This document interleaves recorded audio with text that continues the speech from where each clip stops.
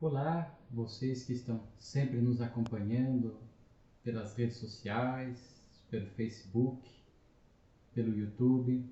Estamos dando seguimento ao nosso estudo cronológico, sequencial da Revista Espírita de Allan Kardec.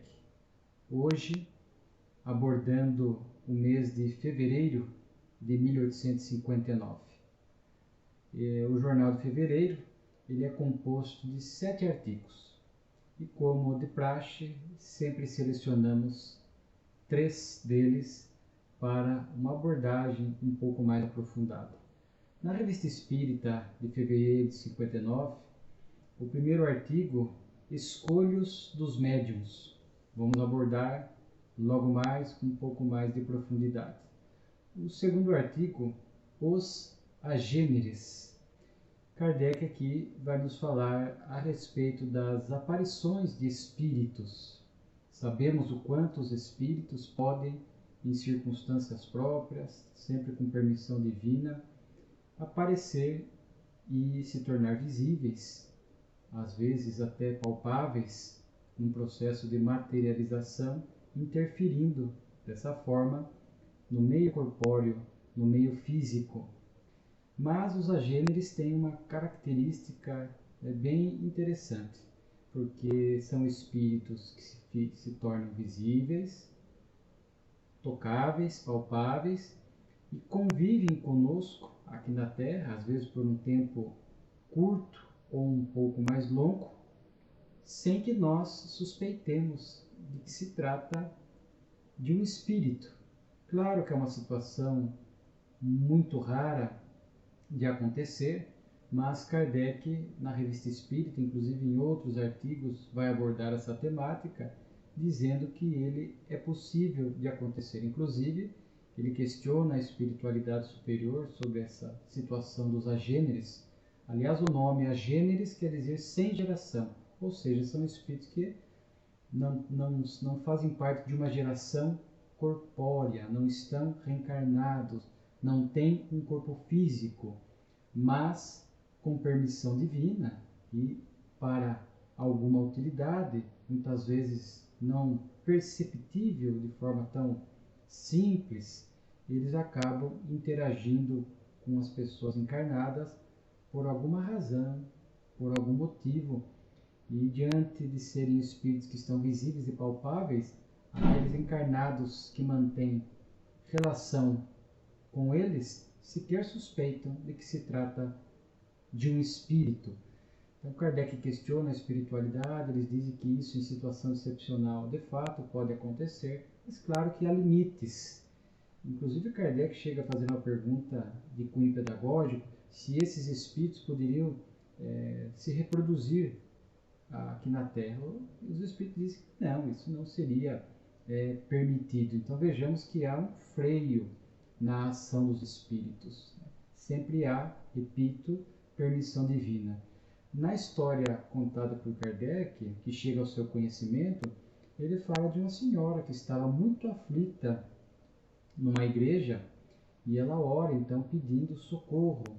E nisso, ali, não se sabe se ainda dentro do ambiente da igreja ou na saída da igreja, aparece uma pessoa, um senhor, mantém com ela contato e fala para ela que, já que ela estava aflita e procurando emprego, que ela fosse até a rua X e procurasse a pessoa Y, que essa pessoa estaria precisando de alguém para empregar.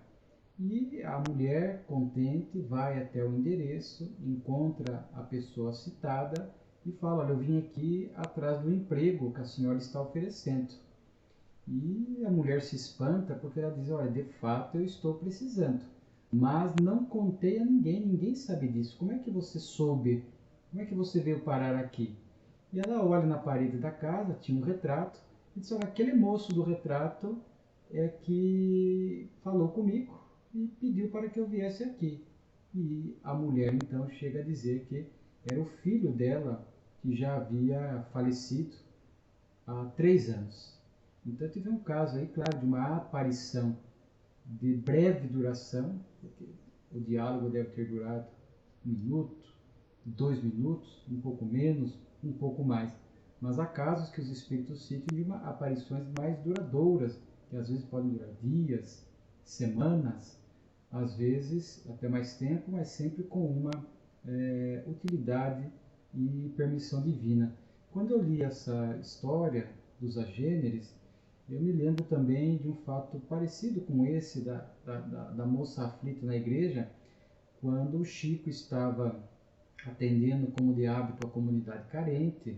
Ele sempre tinha o hábito de levar pães, alimento, etc. E naquele dia, com o grupo de amigos, não havia nada para levar até o local de alimentos. Alguns, inclusive, chegam a sugerir para que não fossem realizar a tarefa assistencial.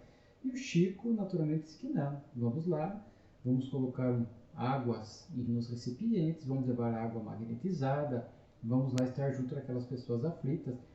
Conta-se que o Chico chega até no local a desculpar-se com aquelas pessoas que hoje, naquele dia, eles não tinham nada de alimento material para levar, mas lá estavam movidos pelo sentimento, pelo amor, pela solidariedade, trouxeram águas e tal. Alguns começaram a ficar um pouco alterados e que de repente chega até o local um caminhão com pães, não lembro se pães ou panetones, mas enfim, com pães, com alimento, dizendo: quem é Chico Xavier? Fulano de tal cidade mandou entregar aqui este caminhão cheio de pães. Foi uma festa. E o Chico pergunta ao motorista: mas como é que você sabe, como é que você me encontrou aqui nesse local? Olha, eu fui até o centro espírita tal, e lá vi e te perguntei, havia um senhor de barbas brancas, olhos azuis, e disse que se eu estava procurando Chico Xavier, disse que sim, então só segue aqui, tal, tal, o Chico estará nesse local. E Chico percebe pela descrição que se tratava do Dr. Adolfo Bezerra de Menezes. Portanto, mais uma aparição, uma gênere nesse conceito, mas de breve duração, sem que a pessoa percebesse que se tratava de um espírito, dada, repito, a vivacidade da aparição, fazendo com que o espírito ali se apresentasse como se fosse uma pessoa viva. Mas, repito, são fatos raros, mas que o Espiritismo nos traz a sua elucidação. O outro artigo, meu amigo Hermann, é uma história publicada num folhetim, onde narra essa história de um personagem que vivia na Alemanha e na Austrália, de forma que ele vivia na Austrália enquanto dormia na Alemanha. E Kardec descreve, consulta os espíritos para saber se essa história era real ou era fictícia, e os espíritos dizem que era fictícia, era mais para distrair os leitores, porque um espírito não pode ocupar 2 corpos ao mesmo tempo. Esse espírito não havia como estar em 2 corpos, na Austrália e na Alemanha. Kardec faz essa questão logo depois, no mesmo mês em que, conforme acabamos de falar, dos agêneres. Talvez Kardec suspeitasse de que pudesse ser o fenômeno agênere envolvido, mas foi descartado. O que nós vimos já, a bicorporeidade, mas ele não estaria em corpo físico em 2 locais, um local o corpo físico, ali em repouso, e no outro local o espírito aparecendo, como a história de Santo Antônio de Pádua. Mas Kardec consulta os benfeitores e fala: essa é uma mera história fictícia para distrair os leitores, e eles deixam aí, portanto, essa premissa, porque talvez pudesse haver essa confusão na mente de alguém, ou de alguns, por conta desses conceitos equivocados que vêm ao longo do tempo, de que talvez um espírito pudesse habitar 2 corpos ao mesmo tempo, e os espíritos descartam. Depois, o artigo Espíritos Barulhentos, como livrar-se deles, vamos falar mais a pouco, à frente. Dissertação de Além Túmulo, uma comunicação espiritual sobre a infância, excelente artigo, vamos comentar também para encerrar a nossa abordagem de hoje, da Revista Espírita, de fevereiro de 1859. Tem ali um artigo Correspondência. Kardec recebe uma carta que enaltece a doutrina, fala de alguns pontos da doutrina, então uma carta de agradecimento, destaque das ideias espíritas. E Kardec encerra. Vocês vão se lembrar que no mês de novembro de 58 e janeiro de 59, Kardec descreve contos árabes, ditado por um espírito numa reunião mediúnica, ele foi dividido em 3 partes. Kardec então publica agora a terceira e última parte desse conto. Mas, conforme falamos, o primeiro artigo mais profundo que gostaríamos de abordar seria a respeito dos escolhos dos médiuns. Nós sabemos que escolhos são os perigos e as dificuldades, os obstáculos que o médium pode enfrentar no exercício da mediunidade. Naquele primeiro momento do Espiritismo, estamos em 1859, fevereiro, o Espiritismo iria completar 2 anos de o lançamento do Livro dos Espíritos. Então vamos ver que na Revista Espírita, Kardec vai abordar muito a respeito da mediunidade. Nós já falamos, era importante esta abordagem, a mediunidade estava muito crescente naquele período, havia muita curiosidade para se estudar os fenômenos, a interferência dos espíritos no mundo corpóreo, a mediunidade, e os espíritos de Kardec aproveitavam para trazer essas orientações doutrinárias e fazer esses alertas para os perigos, os escolhos que poderiam haver no exercício da mediunidade, acarretando desvios, alterações, médiuns que pudessem assumir débitos morais por conta deste exercício inadequado da mediunidade.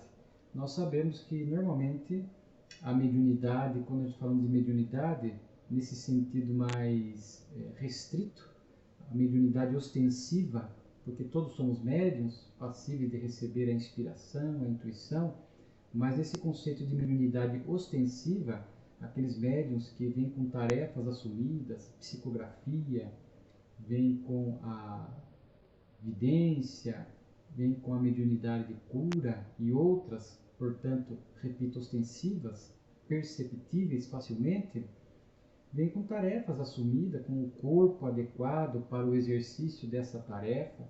Sabemos que o corpo físico, a mediunidade é uma faculdade do espírito, mas que o corpo reveste de células. O corpo permite essa manifestação da mediunidade no cenário físico, porque nem todo mundo vê o mundo espiritual, ouve os espíritos, psicografa. Então, o corpo físico do médium na mediunidade ostensiva vem com o sistema nervoso central, com o cérebro, a glândula pineal, que André Luiz faz um estudo extraordinário através da mediunidade de Chico, para que, mesmo com este abafador das potencialidades do espírito, o corpo, mesmo no corpo, nós possamos fazer esses registros mais ostensíveis do mundo espiritual. Então, vem com uma tarefa. E muitas vezes a mediunidade ela pode ser uma missão. André Luiz chama de mandato mediúnico, almas elevadas que vêm para o exercício da mediunidade, como Chico Xavier, como Divaldo Pereira Franco, como Raul Teixeira, que vêm para esse exercício, Ivone do Amaral Pereira, são realmente espíritos que vêm com essa tarefa mediúnica alargada, ampla. Bem se vê que são espíritos que se destacam com suas qualidades intelecto-morais, trazendo lições abençoadas para a humanidade, para o movimento espírita. Mas isso é exceção, que a Terra ainda é um mundo inferior, de forma que muitos vêm para a mediunidade, assumem essa tarefa como uma oportunidade expiatória. Espíritos que se complicaram em seu passado espiritual e agora optam pelo trabalho, pela tarefa na mediunidade, a fim de que, com essa tarefa, eles possam ir se redimindo, reparando esses males causados no passado. De forma que há que se ter todo cuidado no exercício da mediunidade, seja na questão da mediunidade com essa característica mais expiatória, naturalmente que mesmo nessas que vêm com um porte maior, uma missão, porque às vezes são tarefas grandiosas, mas por não ser espírito puro ou superior, são suscetíveis de equívocos e de falhas. Por isso que eu acho muito interessante na fala do Divaldo Pereira Franco, olha o cuidado do médium, mesmo esses médiums que se destacam. Ele sempre pede que oremos a ele para que ele possa permanecer fiel até o último passo da encarnação. Porque ele sabe que às vezes um descuido pode complicar. Claro que não é fácil um espírito desse porte se complicar, mas pode acontecer. E mesmo espíritos que vêm com essa tarefa grandiosa, às vezes notamos a mediunidade está fluindo bem, está tudo se desenvolvendo bem, num dado momento, por escolhas equivocadas, o médium começa a se complicar na reencarnação, perdendo a sintonia com a espiritualidade elevada e fazendo sintonia, estabelecendo a sintonia com espíritos inferiores por conta das escolhas, por conta dos defeitos morais que ainda o médium pode trazer. Como diz Kardec nesse texto, são portas abertas para que os espíritos inferiores venham a atrapalhar, causar ruídos no exercício da mediunidade. E o principal defeito, o escolho, é o orgulho. Kardec vai abordar isso no Livro dos Médiuns exaustivamente, esse cuidado com o orgulho. Mas os demais defeitos morais são portas abertas. Kardec cita o ciúme, a inveja, a ambição, a sensualidade, a dureza de coração, a ingratidão. Qualquer defeito moral, para qualquer um de nós, é uma possibilidade de queda moral. Para o médium, no exercício da mediunidade, também será uma porta aberta, uma possibilidade de descuido e de um exercício inadequado da mediunidade. Sabemos que os espíritos vêm atraídos pelas nossas feridas morais e ali vão potencializar, atuar e dificultar.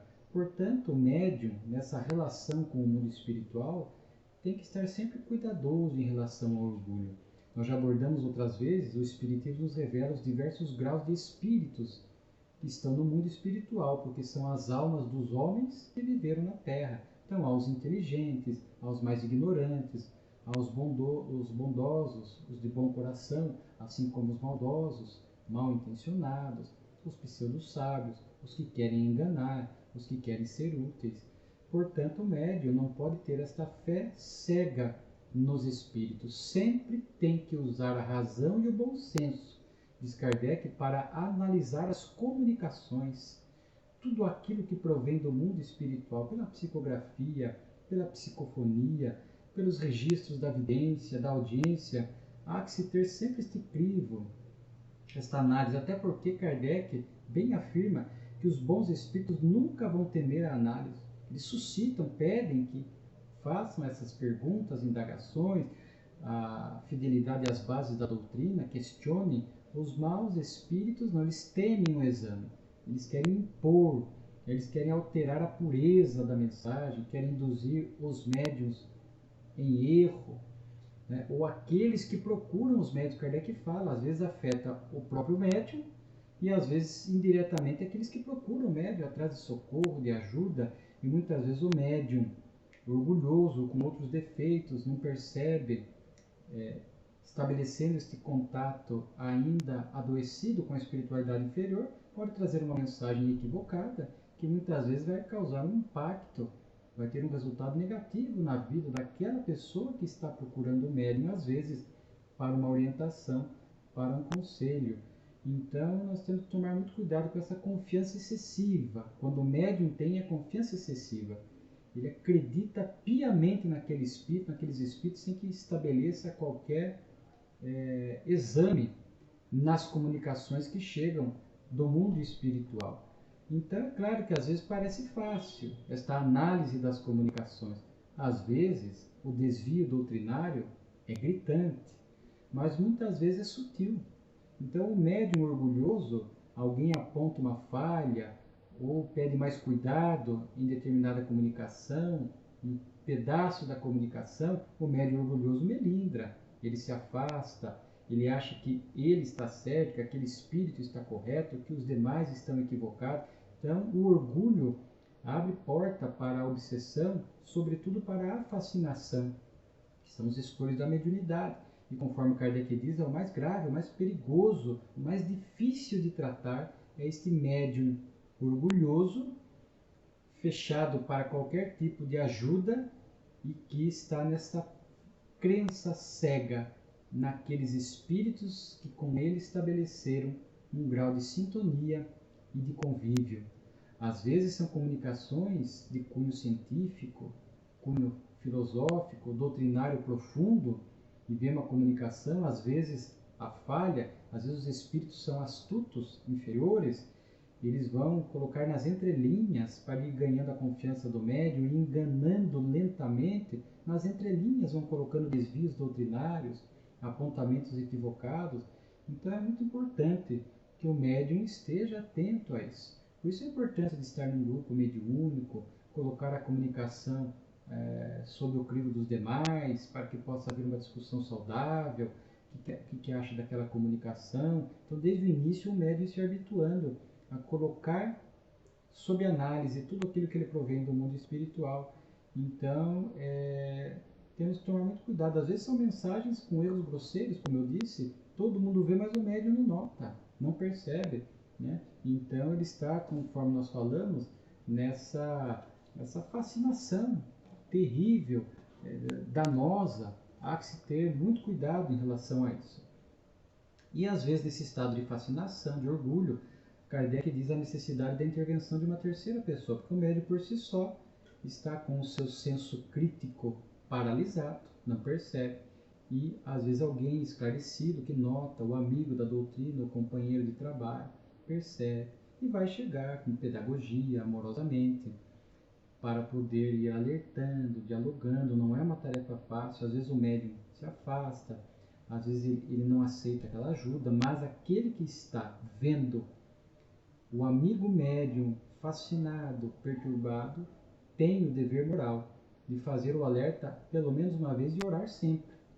Claro que ficará a cargo do médium orgulhoso aceitar, perceber a ajuda, né? Está dentro do seu livre-arbítrio. Muitos vão lentamente percebendo, vem um fala, vem outro fala, o médium recebe a ajuda do seu guia espiritual durante o sono, e aí ele vai ficando meio cismado, vai despertando para aquele estado de fascinação, e aí ele cai em si e promove as melhorias necessárias para equilibrar o exercício da mediunidade, para exercê-la seguindo as diretrizes de Kardec e do Cristo.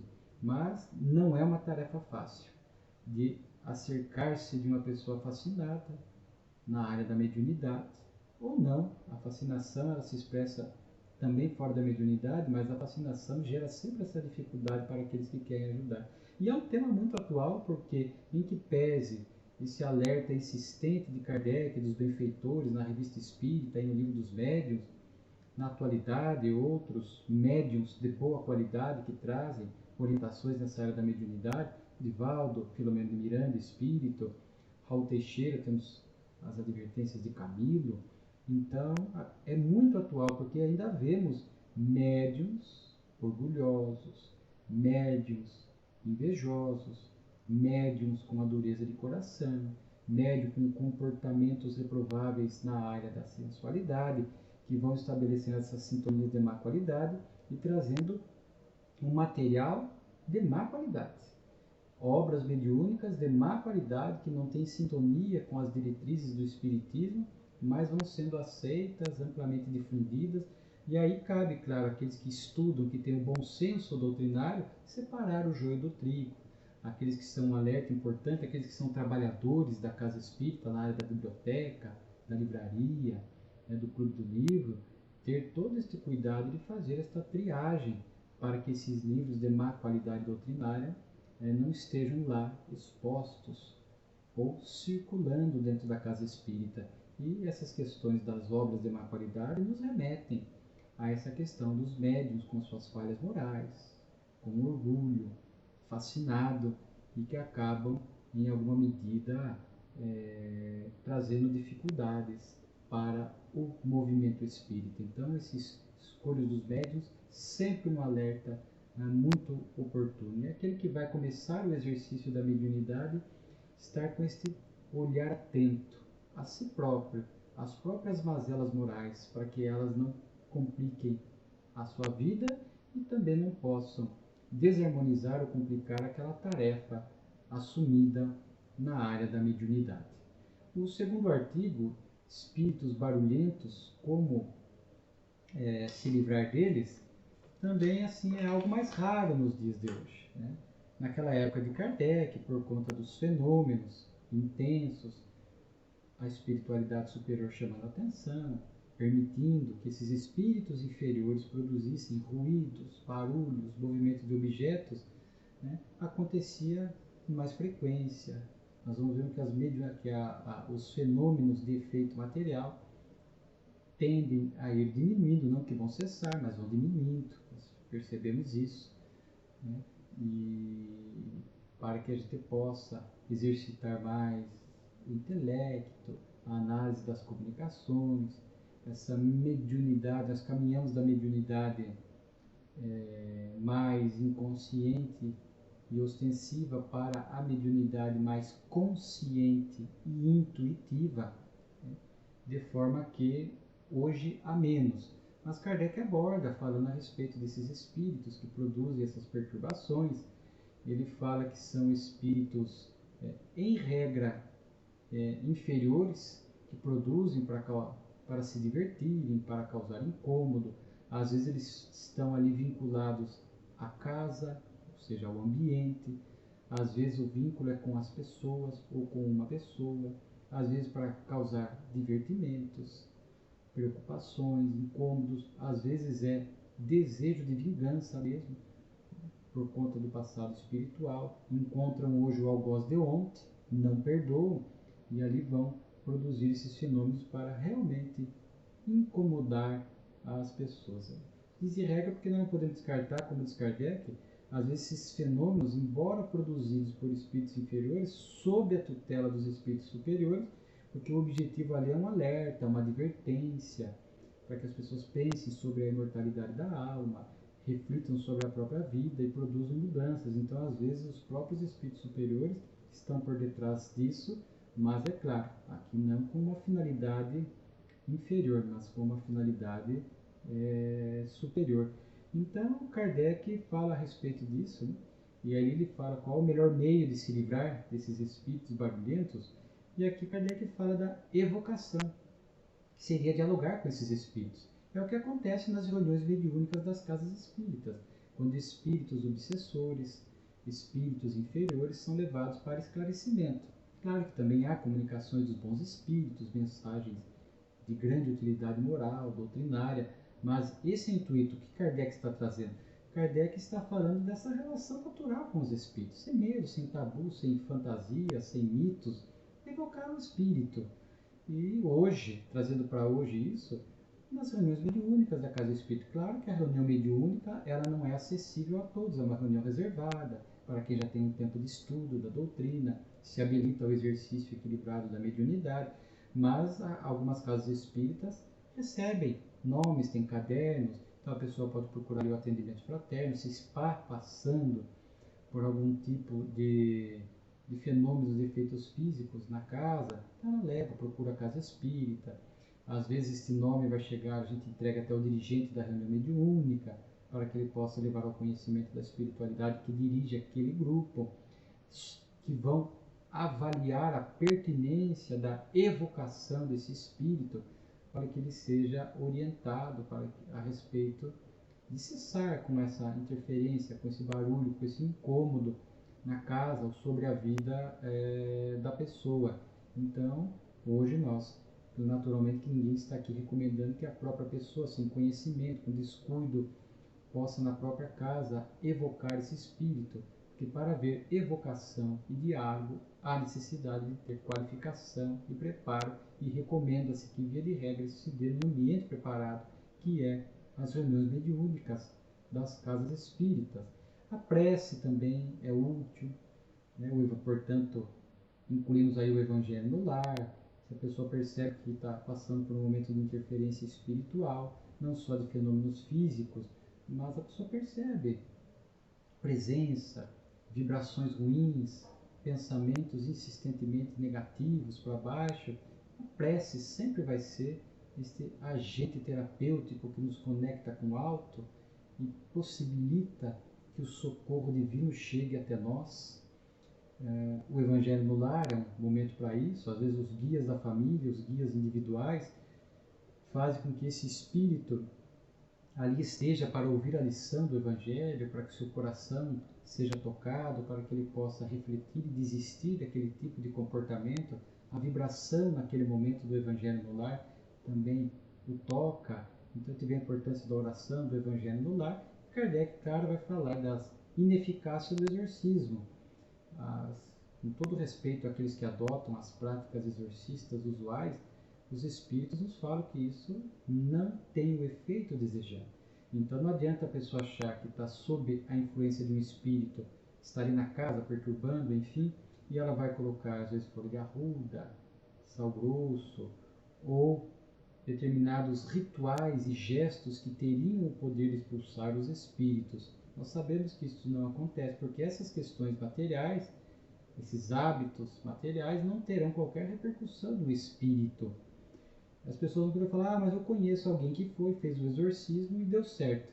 E aqui, quem nos fala é Filomeno de Miranda, numa determinada obra, não me lembro se é Reencontro com a Vida, e ele fala que quando dá certo, o meio é inadequado, mas às vezes a pessoa que está usando o meio inadequado, ela tem autoridade moral. Então, às vezes é uma pessoa de determinada religião, que adota a prática exorcista, que vai e pratica um ritual na casa, e etc.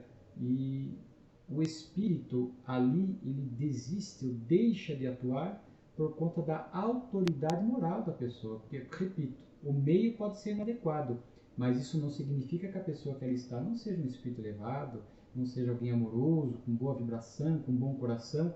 E aprendemos com o Espiritismo que a autoridade moral prevalece. É uma ordem irresistível. Então, às vezes, uma pessoa usando o meio inadequado consegue o resultado, mas pelo seu bom coração, pela sua ternura, pela sua boa vibração, e por ser bom, atrai bons espíritos que vão poder ali também ajudar. Agora, a técnica por si só de exorcismo, ela não terá nenhuma eficácia em afastar os espíritos. Então, é um artigo também que nos remete a algumas questões da doutrina, interessante, raro hoje, mas importante para o nosso conhecimento doutrinário. Kardec faz um alerta útil. Sempre descartar primeiro uma causa material, que a gente acha que tudo é espiritual. Então, escuta um ruído e acha que é espírito. Kardec vai pela via oposta, descartar causas materiais primeiro, para saber se não é uma porta batendo, não tem um ruído material, alguma coisa que esteja causando aquilo, e descartada, esgotada qualquer causa material, aí passa-se a pensar numa eventual causa de ordem espiritual. E por fim, uma comunicação espiritual muito útil a respeito da infância, que nos remete ao Livro dos Espíritos, que tem ali na questão 379 a 385 do Livro dos Espíritos. Recomendamos a você a leitura sobre a infância, a orientação que a espiritualidade traz, sempre atual, porque temos os nossos filhos, os nossos netos, os nossos sobrinhos, as crianças perto de nós, e os espíritos vão nos trazer esse alerta. É uma comunicação muito interessante porque nos faz refletir sobre o processo educativo, com o viés, com a visão espírita, porque sabemos que a criança, aquele bebê, o recém-chegado, ele não é um espírito em branco, sem passado. Ele é um espírito com história, bagagens, boas, ruins, com conflitos, com dramas, com traumas, com histórias bonitas, com potenciais, com inclinações boas ou ruins, enfim. Então, quando a gente fala da infância, essa comunicação espiritual, inclusive ela foi inserida primeiro na Revista Espírita, em fevereiro de 59, e depois compôs o Livro dos Espíritos, a segunda edição, porque ela encerra, após a questão 385, essa comunicação espiritual em foco, é ela que vai estar lá inserida em O Livro dos Espíritos. Então, a gente vê a Revista Espírita como esse laboratório para as obras do Pentateuco de Kardec. Então, é muito interessante. E ele fala da inocência da criança, porque a inocência da criança, daquele bebê que chega, inspira cuidados, ternura, amorosidade. Imaginemos se um espírito, e aqui na Terra trazemos as nossas imperfeições, os nossos erros, as nossas falhas. Imaginemos reencarnar e já de primeiro momento o nosso corpo físico já refletisse a nossa imperfeição. Ou já nascêssemos às vezes com, de alguma forma, os nossos traços fisionômicos, ou se de alguma forma o nosso corpo físico, ou já nascêssemos adultos já com o comportamento inadequado do passado, isso certamente geraria uma repulsa dos pais, isso geraria abandono muitas vezes. Então a criança, ela vem revestida dessa inocência. Não se sabe de primeiro momento que tipo de espírito ela está. Inclusive a comunicação fala isso, não sabeis quem são, o que foram e o que hão de ser. Naquele primeiro momento. O bebê ali que logo nasce. Nós não sabemos ter pego o bebê alguns dias, você olha, você não sabe que tipo de espírito ali está. Me lembrei da conversa de Jesus com Nicodemos, né? Ouve-se o seu barulho, o seu ruído, o espírito, mas não se sabe de onde vem nem para onde vai. Então a gente olha, aquele espírito está ali revestido, protegido pela inocência da infância, que, repito, vai despertar ternura, e de regra vai despertar ternura, cuidado, amorosidade, necessidade de educação, proteção, apoio afetivo. Mas ali a mensagem chega a falar desses segredos ocultos da criança, né? Porque não sabemos do seu passado.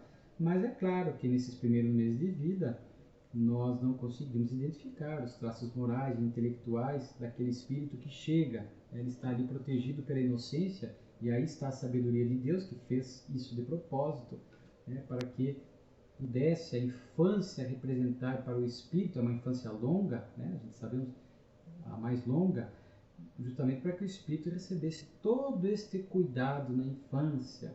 Mas nós sabemos que, passado algum tempo, a criança já começa a revelar suas tendências, suas inclinações. Ela vai fazer um ano e pouquinho, 2 anos, já vai demonstrando um pouco mais, expressando os seus desejos, seus gostos, né, as suas tendências, às vezes mais irritadiça, menos irritadiça, mais violenta, menos violenta. E ali a gente vai observando. Daí a tarefa dos pais de analisar atentamente esta primeira infância. E assim que a criança já começa a demonstrar um pouco da sua índole, do seu caráter, das suas tendências que o espírito traz, nós possamos estar atentos para começar ao processo educacional, que começa antes. Mas ali sabemos, e o Raul nos fala isso numa palestra, Raul Teixeira, um processo educacional individualizado. Eu posso ter 5 filhos, mas é um processo educacional para cada um. Porque ali, a partir do momento que o espírito começa a demonstrar suas carências, suas necessidades, seus conflitos, seus potenciais, os pais atentos vão identificando. Claro que o ensino moral vai ser o mesmo, a importância da orientação religiosa, mas às vezes cada espírito tem sua demanda particular, tem as suas necessidades específicas. Às vezes é um conflito muito medroso, muito inseguro, excessivamente tímido, né? E cada espírito vai trazendo as suas características. Já começa a demonstrar uma tristeza, uma tendência depressiva. A criança vai demonstrando de 3, 4, 5 anos, e ali os pais vão então criando um processo educacional individualizado, cuidando adequadamente desse espírito. E nós sabemos que a primeira infância, como está em O Livro dos Espíritos, né, na questão 383, a criança vai revelando pouco a pouco as suas tendências espirituais, e ali a gente já começa então a perceber que ela está mais flexível. A primeira infância, 6, 7 anos, mais moldável, mais acessível a estudos da psicologia, diversos estudos dessa área que mostram o quanto a primeira infância é importante. Aliás, o Brasil tem a lei da primeira infância e estabelece todo um rol de deveres das autoridades, da rede de proteção, para que todos os direitos da primeira infância possam ser garantidos. Então hoje é uma linguagem que se fala muito. Primeira infância, proteção, cuidado, educação, né, e questões emocionais, psicológicas, que este espírito no corpo infantil já vai revelando, para que a gente possa ir percebendo essas particularidades e estabelecendo um processo educacional adequado. Principalmente a gente fala da educação moral, como diz Kardec, a arte de formar bons caracteres, o exemplo dos pais, o diálogo, a convivência, todo esse cuidado hoje com os desafios adicionais das redes sociais, da internet, enfim. É um tema vasto, complexo, não vamos esgotá-lo. Certamente voltaremos nesse tema da educação, que vai estar muito presente na Revista Espírita, né? E Carl finaliza a comunicação espiritual falando que quando chega, é a questão 385 do Livro dos Espíritos, quando vai chegando ali na idade da adolescência ou logo após a adolescência, esse espírito vai demonstrando o seu real caráter. Muitas vezes na infância, pequeno, com os órgãos ainda não desenvolvidos, incompletos, o espírito não consegue se manifestar plenamente. Paulatinamente que isso vai acontecendo, a gente vai observando e chega numa determinada idade ali. Aqui a mensagem fala 15, 20 anos, então, hoje a gente vê já através da adolescência, 14, 15, 13, essas mudanças que acontecem no adolescente, que espantam muitos pais, já é o espírito demonstrando o seu real caráter. De forma que é muito importante esta boa educação personalizada, com ênfase nas questões morais, nos bons exemplos, para que esse espírito, a hora que começa a vir toda a sua bagagem do passado, tudo aquilo que ele recebeu neste período educacional da infância, vai ter peso e vai ajudar esse espírito. Pode ser que não vai resolver todos os problemas. A gente vê nos espíritos que recebem boa educação e se complicam. Porque a bagagem que o espírito traz é muito intensa, mas vai sopesar. Então, ele vai ser na vida adulta ou na vida adolescente, ele é produto daquilo que ele trouxe do passado e daquilo que ele recebeu na educação. Isso vai entrar no seu mundo íntimo, vai produzir lutas positivas, o bom combate, vai produzir dificuldades, some-se a tudo isso a obsessão, a influência do meio, as questões hormonais. Então vemos que é importante, porque se não há uma boa educação, chega nessa idade, o espírito vai trazer apenas as bagagens do passado, nem sempre boas, sem que tenha recebido até aquele momento boa educação para que sirva de um material novo para ele de reflexão, para ele poder frear as más inclinações, para ele poder estabelecer positivamente esta luta interior. Então a educação tem este papel, né? Para que o próprio espírito possa lidar intimamente, sempre com o apoio dos pais e outros apoios da medicina, da psiquiatria, da psicologia, a fim de que possa lidar com todos esses fatores que complicam o adolescente, o adulto, mas agora sabendo que não é tudo desta vida que o espírito traz. Muitas questões do passado que se manifestam para serem trabalhadas na atual reencarnação, mas sempre, seja o processo educacional, vai ser muito importante. A educação na infância, a educação para o adolescente e o adulto, que se insere nesse processo permanente de autoeducação. Então, é uma comunicação espiritual que nos remete a essas reflexões. O Livro dos Espíritos, para quem quiser, 379 a 385, para poder complementar essas observações. E agradeço a você que nos acompanhou mais uma vez no estudo da Revista Espírita. Voltaremos com novos vídeos dando seguimento ao nosso estudo dessa tarefa grandiosa do nobre codificador Allan Kardec.